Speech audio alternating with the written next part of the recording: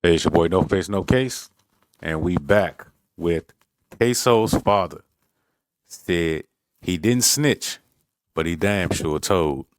I don't feel like I snitched. I told. It's a goddamn difference. You know? Yeah, I told. I got up on the stand. I told. I ain't. I'm owning up to that. But they got to look at the whole broad situation. So this is from Ksoo's father on Say Cheese TV. Shout out to Sean Cotton. Man, just listening to it, right? This is what you call a failure of a father.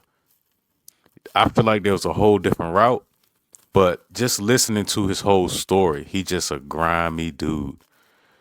You gotta understand, and you told, but you ain't snitch. It makes no sense at all. That's just like a black person telling on a white person. It ain't snitching, it's whistleblowing. See, this is why you should leave the streets alone. And this is an old head. And in my opinion, he probably been snitching. Just listening to, all the cases he got out of that he was talking about. It's just a wild story. Like he just a wild dude. You can just tell he's a grimy person. He put his pretty much contributed to putting his son behind bars. I feel like he could have pleaded the fifth or found a way around it, but he threw his son under the bus to get out of whatever situation he was in.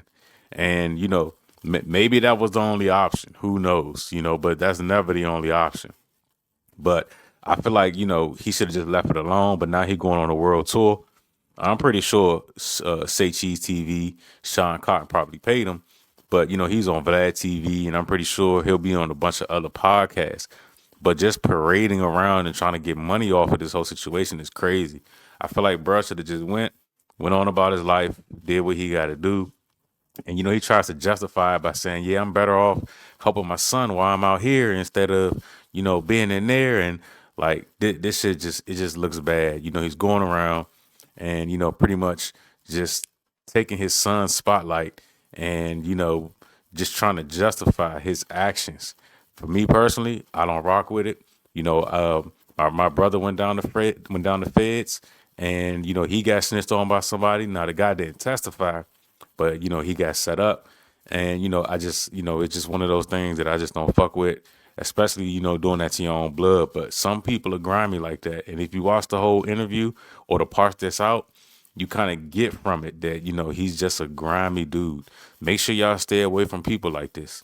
All in all, don't do nothing illegal anyway, whether it's catching bodies, selling drugs, any of that shit. And if you do decide to do this shit, do it by yourself and don't